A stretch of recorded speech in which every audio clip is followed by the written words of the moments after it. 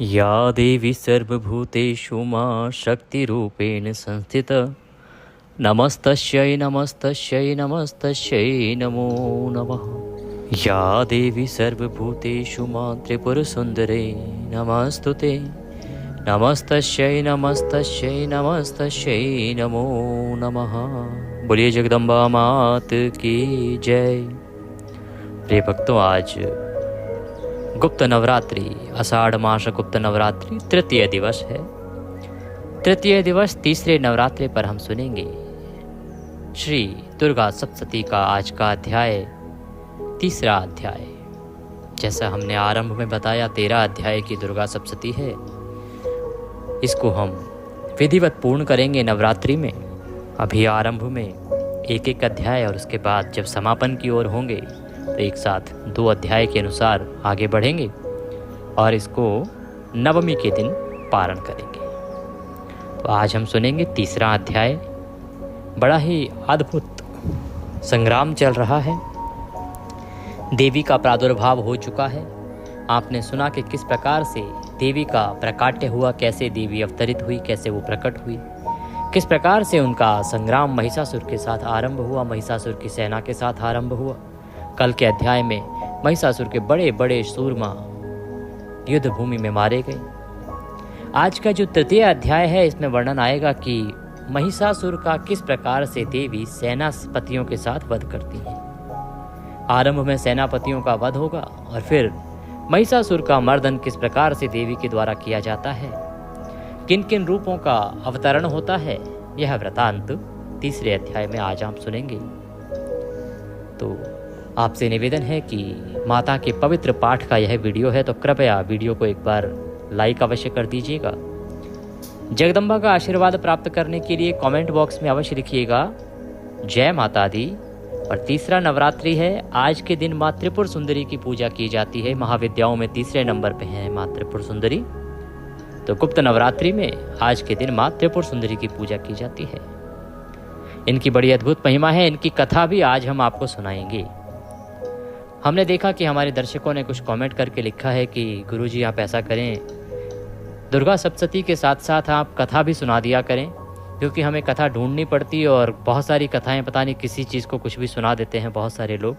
तो जो सही पौराणिक कथा हो, जो पुराणों में वर्णित हो, वह कथा भी आप दुर्गा सप्तशती के साथ सुना दिया करें, हमारे लिए बड़ा उत्तम होगा।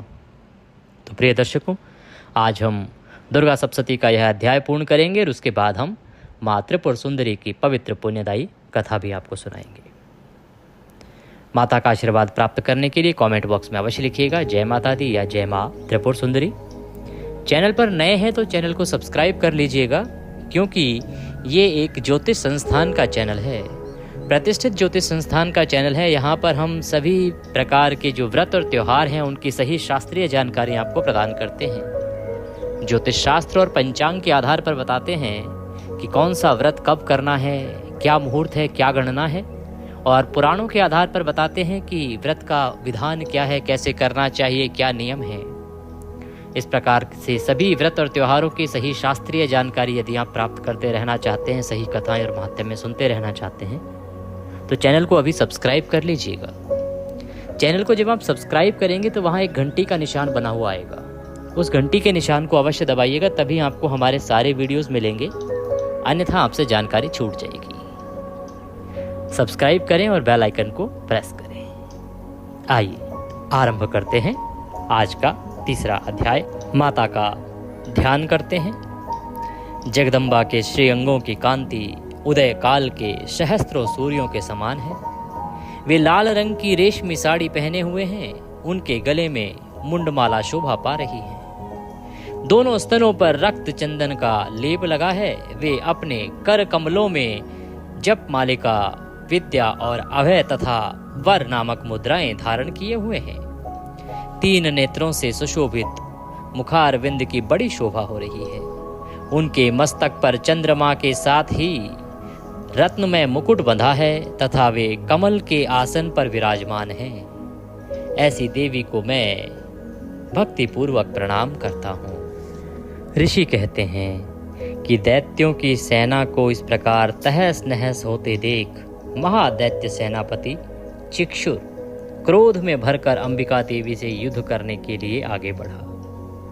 जब दैत्यों के सेनापति चिक्षुर ने देखा कि उनकी जो सेना है उसका माता और उसके गण सर्वनाश करते जा रहे हैं, जो उनके बड़े बड़े शूरमा, बड़े बड़े शूरवीर जो राक्षस थे, उन सब का भी मातेश्वरी एक एक करके वध करती जा रही हैं, तो वह भयानक राक्षस चिक्षुर, जो महिषासुर की सेना का सेनापति भी था, वह माता से लड़ने के लिए आगे बढ़ा।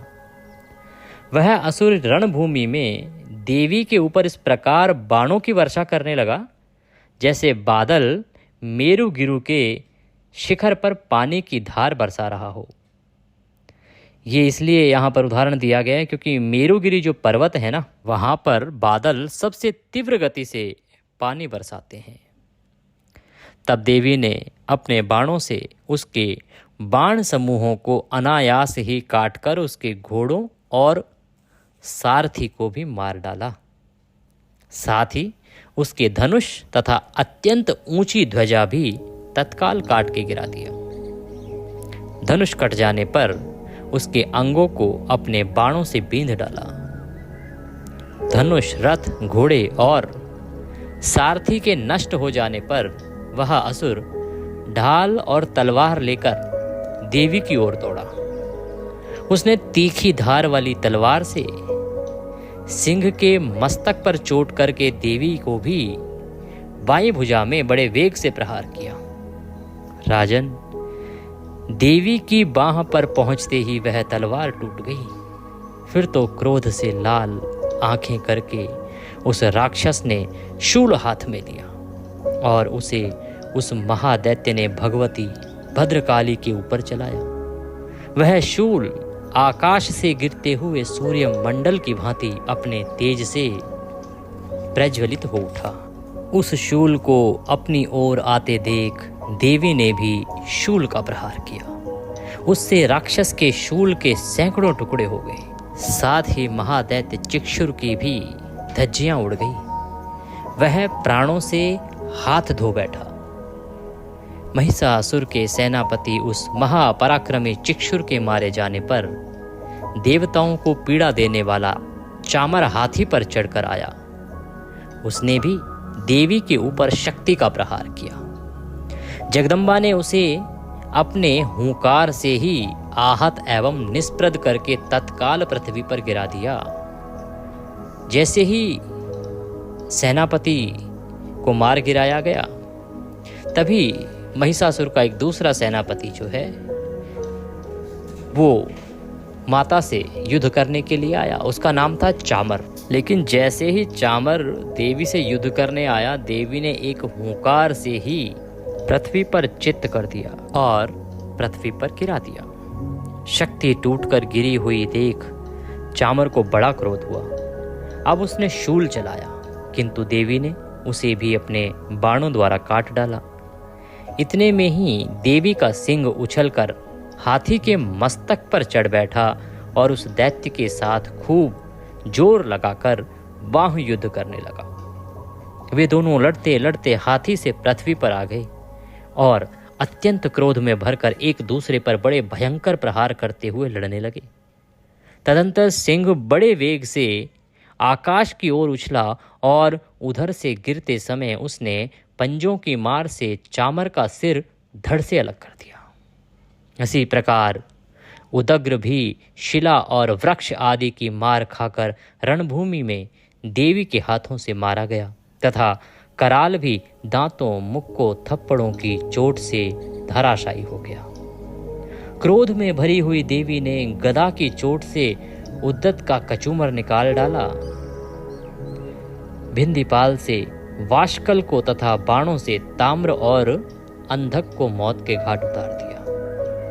ये प्रमुख सेनापति थे जो मारे जा रहे हैं एक एक करके।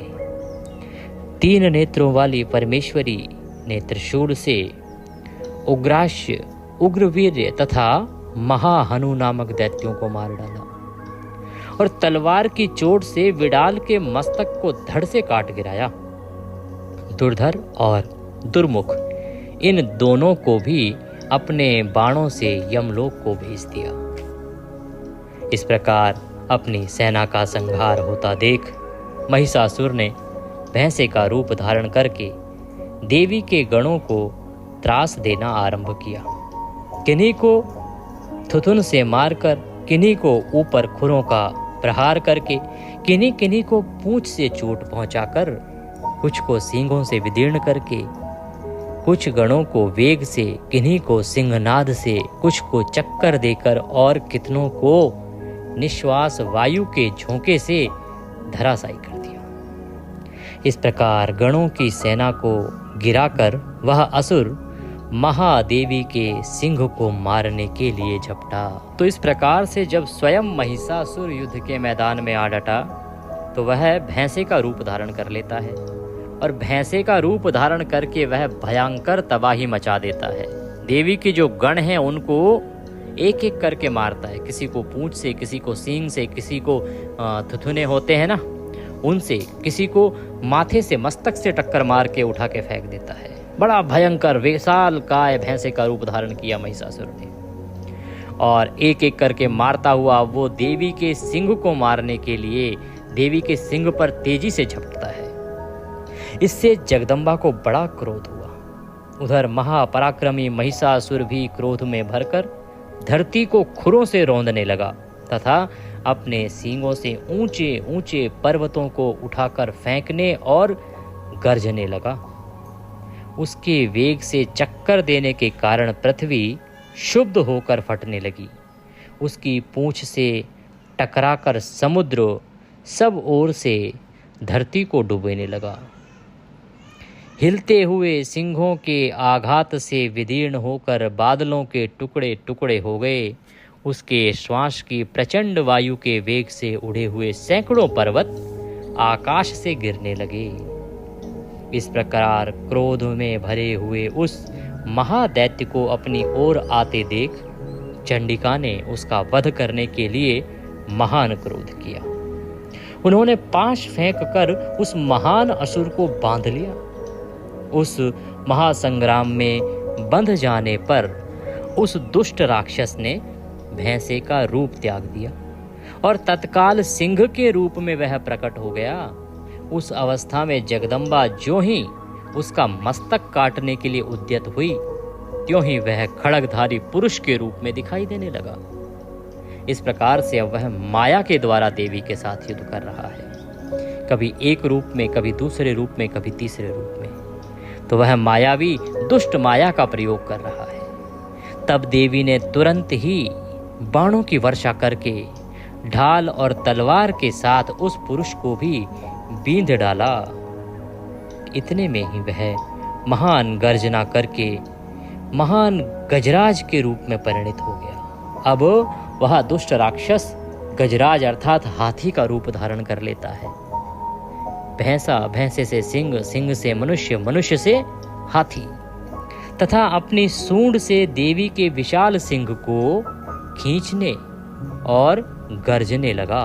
खींचते समय देवी ने तलवार से उसकी सूंड काट डाली। जैसे ही वो खींच रहा था देवी के सिंह को तो देवी ने तलवार से वार किया और उसकी सूंड काट डाली।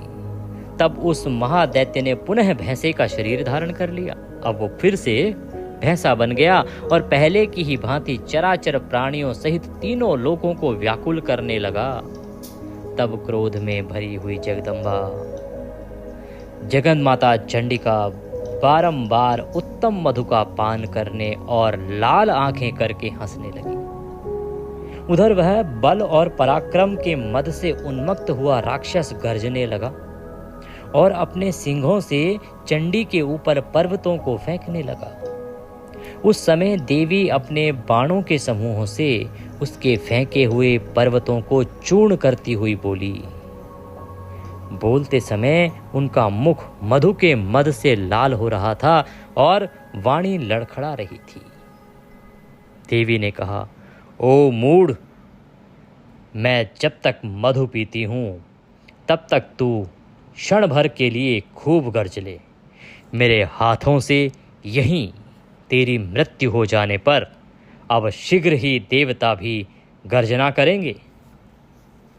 ऋषि कहते हैं कि यूं कहकर देवी उछली और उस महादैत्य के ऊपर चढ़ गई। फिर अपने पैर से उसे दबाकर उन्होंने शूल से उसके कंठ में आघात किया। उनके पैर से दबा हुआ होने पर भी महिषासुर अपने मुख से अर्थात दूसरे रूप में बाहर होने लगा। अभी आधे शरीर से ही वह बाहर निकलने को पाया था कि देवी ने अपने प्रभाव से उसे रोक दिया। जैसे ही वो बाहर निकलने को लगा, देवी ने उसे रोक दिया। आधा निकला होने पर भी वह महादैत्य देवी से युद्ध करने लगा।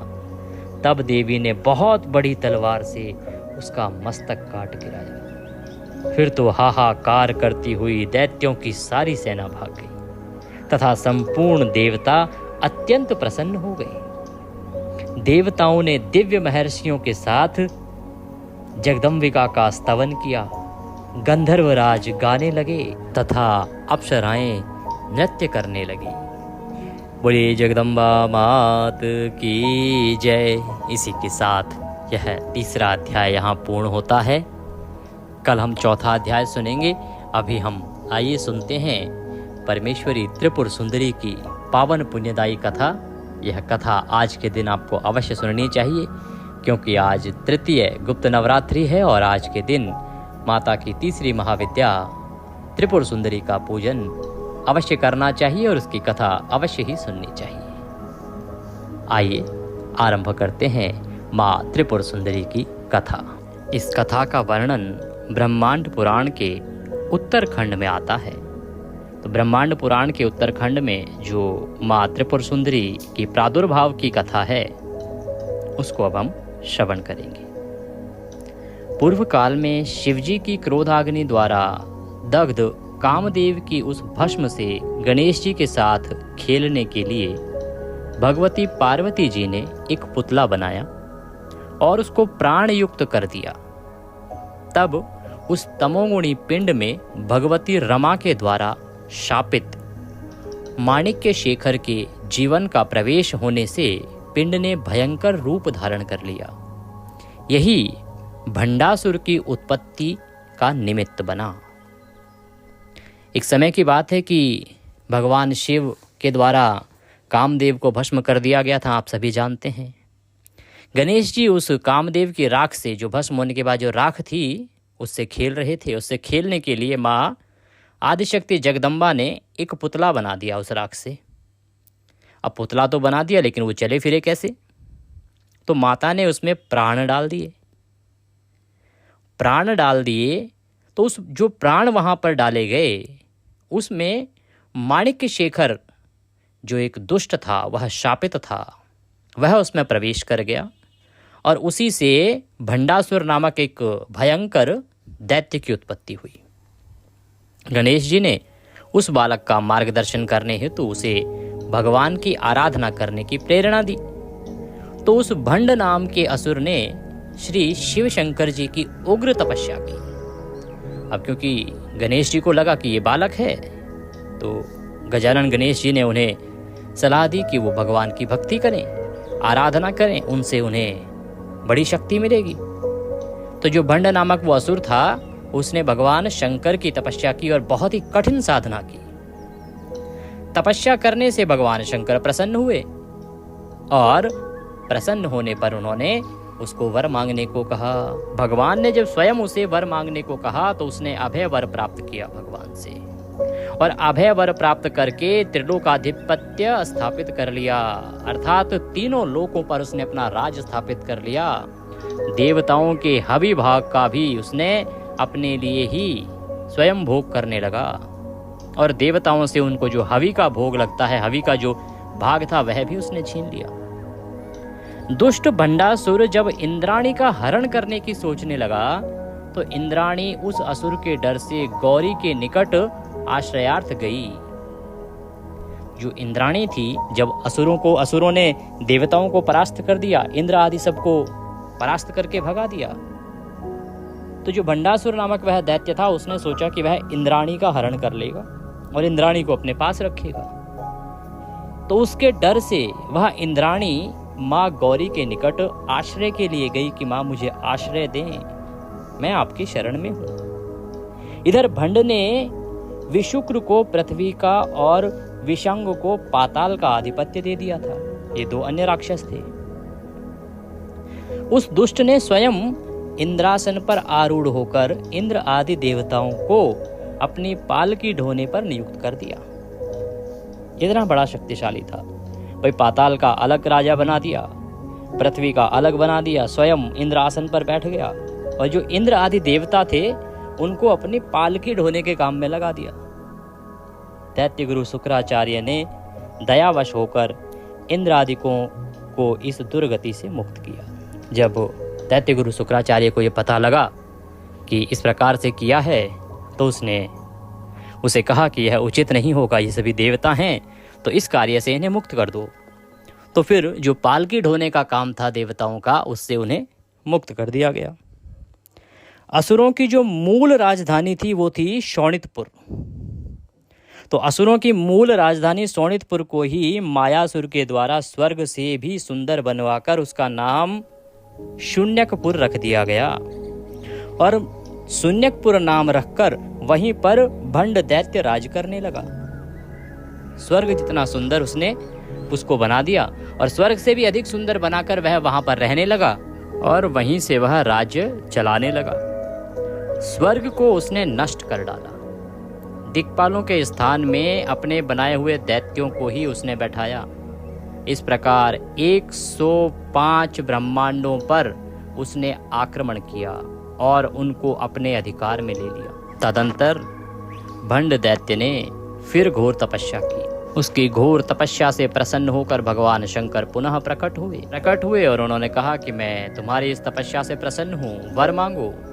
तो इस बार दैत्य ने अपने लिए अमरत्व का वरदान मांगा।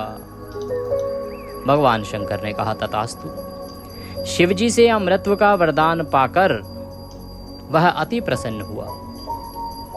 इंद्राणी ने गौरी का आश्रय पाया है, यह सुनकर दुष्ट भंडासुर दैत्य सेना के साथ कैलाश की ओर चला गया।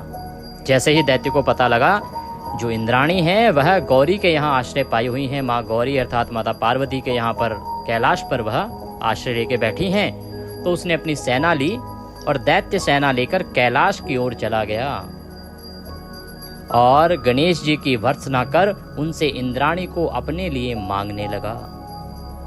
भंडासुर की ऐसी दुष्टता देखकर गणेश जी क्रुद्ध हो गए और क्रुद्ध होकर प्रमथादि गणों को साथ लेते हुए उससे युद्ध करने लगे। अपने पुत्र गणेश को युद्ध प्रवृत्त देखकर गणेश जी की सहायता करने के लिए भगवती गौरी अपनी कोटि कोटि शक्तियों के साथ युद्ध स्थल में आकर दैत्यों से युद्ध करने लगी। इधर गणेश जी की गदा के प्रहार से मूर्छित होकर पुनः प्रकृतिस्थ होते ही भंडासुर ने उनको अंकुश घात से गिराया। माता गौरी यह देखकर बहुत क्रुद्ध हुई और हुंकार से भंडासुर को बांधकर जो ही मारने के लिए उद्यत हुई, त्यों ही ब्रह्मा जी ने गौरी को शंकर जी के दिए हुए अमरत्व वर प्रदान का स्मरण दिलाया कि किस प्रकार से शिवजी ने इन्हें वरदान दिया। शिवजी के वरदान का मान रखने के लिए विवश होकर गौरी ने भंडासुर को छोड़ दिया। इस प्रकार भंड दैत्य से त्रस्त होकर इंद्र आदि देवों ने देवगुरु बृहस्पति की आज्ञा अनुसार हिमाचल में त्रिपुरा देवी के उद्देश्य से तांत्रिक महायोग करना आरंभ कर दिया। इसमें श्री सूक्त से हवन भी किया गया। अंतिम दिन यज्ञ समाप्त कर जब देवगण श्री माता की स्तुति कर रहे थे, इतने ही में ज्वाला के बीच से महाशब्द पूर्वक अत्यंत तेजस्विनी त्रिपुर अम्बा का प्रादुर्भाव हुआ। उस महाशब्द को सुनकर तथा उस लोकोत्तर प्रकाश पुंज को देखकर देवगुरु बृहस्पति को छोड़कर बाकी सब देवतागण बधिर तथा अंध होते हुए मूर्छित हो गए। साक्षात ललितांबा को समक्ष देख देवगुरु तथा ब्रह्मा जी ने हर्षगद स्वर से श्री माता की स्तुति की। श्री माता ने प्रसन्न होकर उनका अभीष्ट पूछा। उन्होंने भी भंडासुर की कथा सुनाकर उनके नाश की प्रार्थना की। माता ने भी उस दुष्ट असुर को मारना स्वीकार किया और मूर्छित इंद्र आदि देवों को अपनी अमृतमय कृपा दृष्टि से चैतन्य करते हुए अपने दर्शन की योग्यता प्रदान करने के लिए उनको विशेष रूप से तपस्या करने की आवश्यकता बतलाई। देवता लोग भी माता की आज्ञा अनुसार तपस्या करने लगे। इधर भंडासुर ने देवों पर धावा बोल दिया।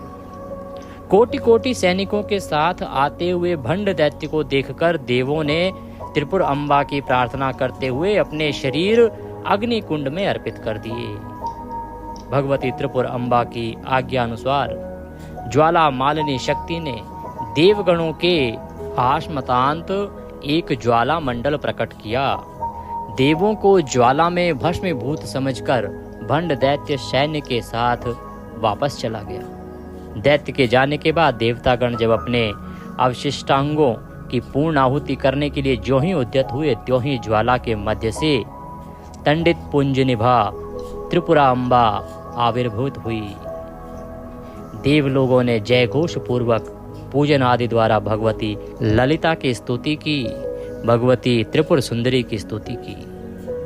त्रिनेत्रा दिव्याभूषण भूषित लाल वस्त्र पहनी हुई माता ललिता ने ईख का धनुष, पुष्पों से मंडित बाण, पाश तथा अंकुश धारण किया हुआ था। सृष्टि स्थित संहार निग्रह अनुग्रह रूपी पंच कृत्य करने वाले देवों ब्रह्मा विष्णु रुद्र ईश्वर सदाशिव के अनुरोध से भगवती ने उन्हें अपना सिंहासन बनाया। समस्त देवताओं के अनुरोध से वे दो रूप में विभक्त होकर श्री कामेश्वर व श्री कामेश्वरी बन गई। भगवान कामेश्वर शिव का भी श्री कामेश्वरी शिवा भगवती ललिता जैसा ही चतुर्भुज रूप था। देवों को अपना दर्शन सुलभ हो, इसीलिए श्री माता ने विश्वकर्मा के द्वारा सुमेरु शिखर पर निर्मित त्रिनगर में सर्वदा निवास करना स्वीकार किया। भगवती ने श्री नारद जी द्वारा शून्यकपुर में भंडासुर के पास संदेश भिजवाया कि वह देवताओं को सताना छोड़ दे, लेकिन वह दुष्ट नहीं माना। उसके बाद श्री माता ललिता अम्बा ने देवों की प्रार्थना के अनुसार श्री चक्रात्मक रथ पर आरूढ़ होकर भंड दैत्य को मारने के लिए प्रस्थान किया। महाभयानक युद्ध प्रारंभ हुआ। श्री माता त्रिपुर सुंदरी के कुमार श्री महागणपति तथा कुमारी बालाम्बा ने भी युद्ध में बहुत ही पराक्रम दिखाया। श्री माता की मुख्य दो शक्तियों मंत्रिणी राजमतंगेश्वरी दंडनी वाराही और भगवती बाला त्रिपुर सुंदरी ने व अन्य अनेक शक्तियों ने अपने प्रबल पराक्रम के द्वारा दैत्य सैन्य में खलबली मचा दी। एक बार वह स्वयं ही हिरण्याक्ष हिरण्यकश्यपु रावण कुंभकर्ण शिशुपाल दंतवक्र कंस आदि असुरों के रूप में आया, लेकिन राजराजेश्वरी भगवती ने अपनी करांगुलियों के अग्रभाग से श्री हरि नारायण के 10 अवतार प्रकट करके उन सब असुरों का संहार कर दिया।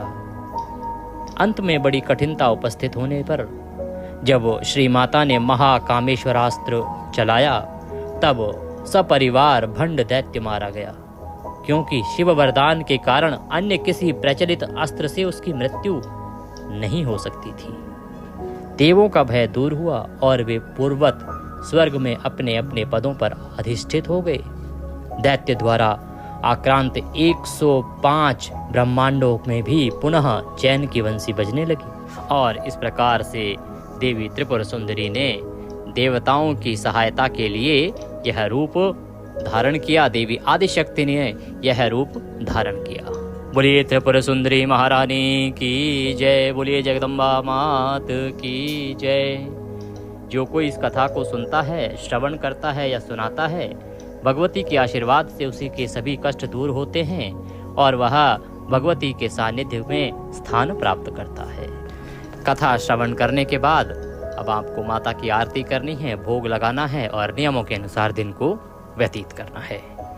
वीडियो थोड़ा भी अच्छा लगे तो कृपया एक बार लाइक अवश्य कर दीजिएगा। भगवती की कथा का यह वीडियो है तो आपको एक बार लाइक तो करना ही चाहिए और इसको अधिक से अधिक लोगों के साथ शेयर भी करना चाहिए, जिससे कि सभी माँ त्रिपुर सुंदरी की महिमा को जान सकें। चैनल पर नए हैं तो इसी प्रकार के शास्त्र अनुसार सही जानकारियाँ प्राप्त करने के लिए चैनल को अभी सब्सक्राइब अवश्य कीजिएगा।